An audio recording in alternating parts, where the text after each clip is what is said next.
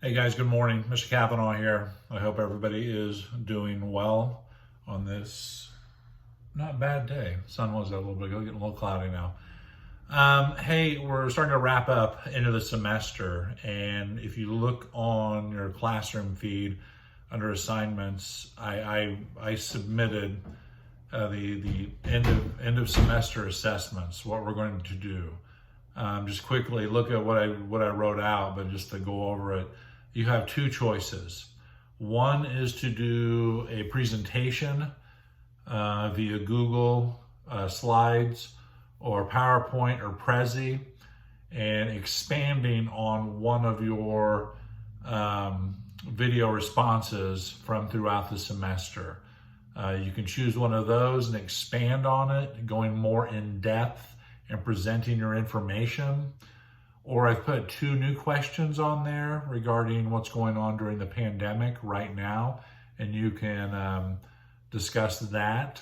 Or your second choice is to do an interview, and you can interview three different individuals regarding their experiences going through the pandemic right now. But that's all written out and spelled out on the document that I had submitted to your classroom feed, that assignment Dropbox. The people you interview, it can be recorded video or just audio, but they need to be from three different age ranges. Somebody from your age, somebody from your parents' age, and somebody from your grandparents' age. And I've submitted also some possible questions that you may want to use during your interview. The first thing you need to do is state your name and then the name of the individual you're interviewing, their age, and where you're from. After that, you can pick and choose from the questions or come up with your own questions, what you want to ask them. But those are your two choices for the end of semester assessment. Again, there will be no final exam.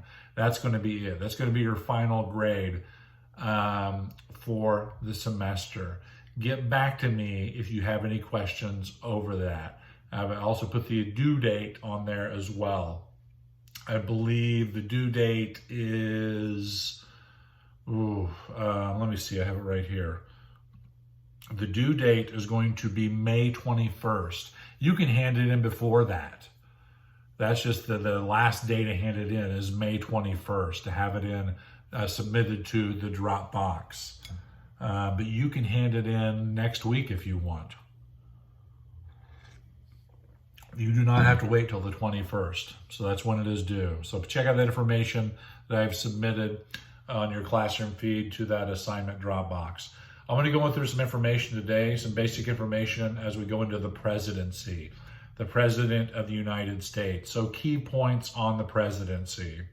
As we know, Article 2 sets up the President of the United States. Article 2. The primary duty, which we're focused on the duties of each branch. Really, Article 2, Section 3, the primary duty of the President is to take care that laws be faithfully executed. So, that's the take care clause. Execute the laws of the land. That's the President's primary duty. Execute the laws of the land. There are three formal qualifications to be president: 35 years of age, natural born citizen, and 14 years residing in the country. Back to the natural born citizen, there's some wiggle room there. You can be born overseas, but as long as you're born to an American parent, you're good to go. Some examples: John McCain ran for president. He was born in Panama, the Panama Canal Zone. They said he was covered. Historians and legal scholars. Ted Cruz sought the Republican nomination last election. He was born in Canada. His father was Cuban, but his mother was American. So legal scholars said he was covered. So that's it. Three formal qualifications: 35 years of age, natural born citizen, 14 years residing in the country. You don't even have to have a college degree or high school diploma. These are called formal qualifications. But the framers left really the big decisions up to what's called the electorate. If you're a voting aged individual, you are a member of the electorate. So in informal qualifications, informal, what does the public look for? What do you look for in a presidential candidate? Some people look for, have they held, excuse me, have they held an elected position before? You know, one of the unique things about Donald Trump, he's never held elected office ever in his life. I'm talking nothing. Not even city council, not even a school board. I believe he is the first president, modern president, let's go with that, to never, let's go, modern, post-World War II, to have held any elected office before. Many people look for education level. The current president, Donald Trump, is a graduate of the Wharton School of Finance at Penn.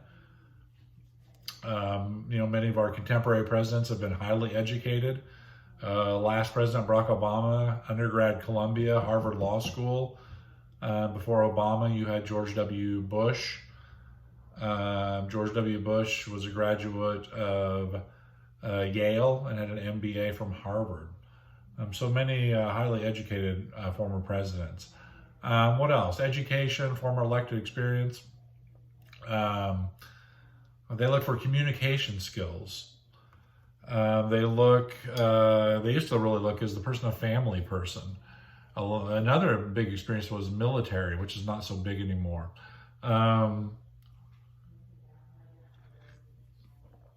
Religion plays a role. What else?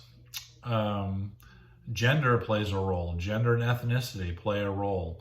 So these are all informal qualifications of what the electorate is looking for. So informal is what you look for in a candidate. You have the three formal constitutional requirements, but informal is what you look for in a candidate. Term of president. Really, there's to be no terms. George Washington, who gets really overlooked a lot when they talk about greatest presidents. Keep in mind, Washington, he was the first one to do it. There was no playbook to be, well, there kind of was a playbook, Article 2. But a lot of things that Washington did were, he was establishing presidential precedents, if you will. They'd never been done before. There has never been a president before. And a lot of stuff that he was doing, it was brand new, and he had to make some things up as he went along. One of those things, Washington was elected to 2 4-year terms, and by that time he was sick of it. So he left after his second term to go home. He had enough. And so after that, presidents after Washington only customarily served 2 4-year terms. Until you got to Franklin Delano Roosevelt, FDR. FDR was elected to 4 terms. Remember that. Longest serving president, FDR. Shortest serving president was William Henry Harrison, who at the time was running out of the state of Indiana. He was originally from Virginia, but made a name for himself as an Indian fighter here in Indiana and the territories, his government positions. Harrison, he suffered many illnesses, but as you know, the story goes, which compounded an illness he already had. It wasn't solely from that, but he contracted pneumonia. He gave his inaugural address in a drizzling cold rainstorm. He didn't wear a coat because he had betrayed himself during the campaign as a younger individual, and he felt that if he went out there all bundled up, he would look old and feeble. And so he, after his address, which went on for a while, he got really sick due to that illness and other illnesses, and he died like 30 days later in bed. So shortest term in office was William Henry Harrison. Longest term in office, Franklin Delano Roosevelt. He died in the middle of his 4th term. He had just gotten a massage, and he was working on a speech and a major stroke. That's another thing about FDR, going back to informal qualifications. Do you think the electorate would vote for a candidate who had a handicap? Remember, FDR was confined to a wheelchair due to polio. Would Americans today vote for a person in a wheelchair? You'd be surprised about how many people would say, I wouldn't. I would not, but they would say they wouldn't. Interesting. Would Americans vote for somebody with a disability? So different time periods. So FDR, longest term in office. William Henry Harrison, shortest term in office.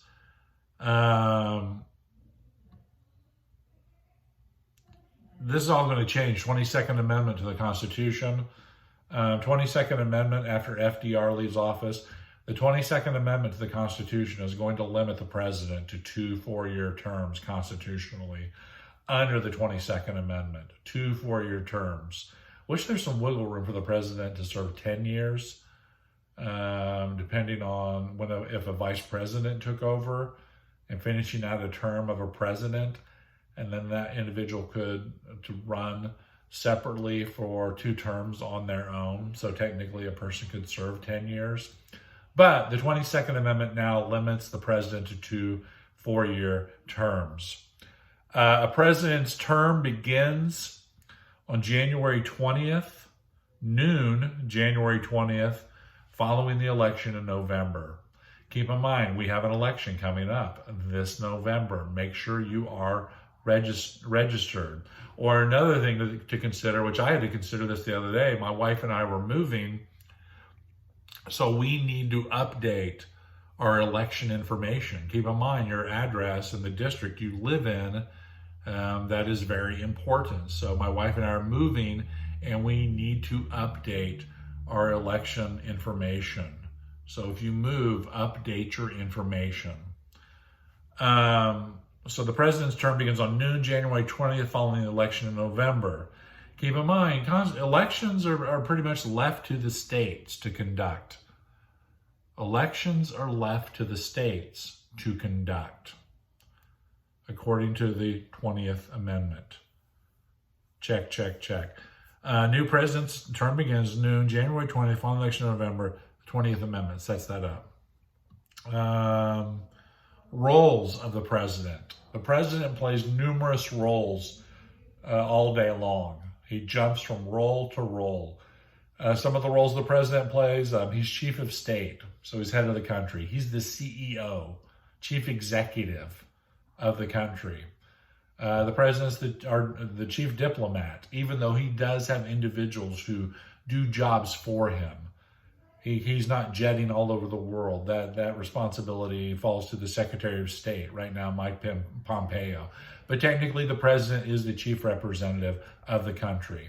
The president's the chief citizen. When people around the world think of the United States, the first individual that pops into their head is who the president is. The president is the party chief, technically head of their party. Donald Trump, Republican, Barack Obama, Democrat. The president is the commander-in-chief of the military, head of all armed forces. So the president is playing numerous roles all day long. Pay, the president makes now, it's what, $400,000 a year, which is not that much. And that just took effect under George W. Bush. Before that, it was like $200 or $250 a year, which is not a lot of money for comparable CEO positions, which make millions. However, the president does have tons of benefits while in office and when they leave office. Presidential succession. So who's in line for the presidency? I want you to remember the next 4 offices. So after the president, you have vice president, Mike Pence. And then you have Speaker of the House, Nancy Pelosi. You have the president pro tem in the Senate, which we talked about. Right now, I believe is Charles Grassley from Iowa. And then you have Secretary of State, which I said earlier is Mike Pompeo.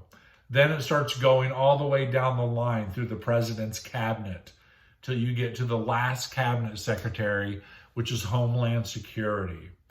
I believe they made a movie or show about this, something Survivor, Designated Survivor. So those, I want you to know the next 4 offices after the president. Remember that. Vice presidential duties. The Vice President of the United States, Mike Pence. The Vice President only really has 2 constitutional duties. Constitutional. He does many other things, but constitutional duties. First constitutional duty is to take over for the president if the president becomes incapacitated some way, shape, or form. Second constitutional duty, act as president of the Senate. Really, as we talked about before, his only power there is to break ties. So those are the only 2 constitutional duties of the vice president. Take over for the president if he becomes incapacitated some way, shape, or form, and act as president of the Senate. So those are some of the basic working points of the executive branch, of the presidency. We'll pick back up when we come back later this week on the 25th Amendment, how the president can relinquish power or have power taken from him, which is not impeachment. Again, look over the end of your assessments. Get back to me if you have any questions. Kavanaugh out.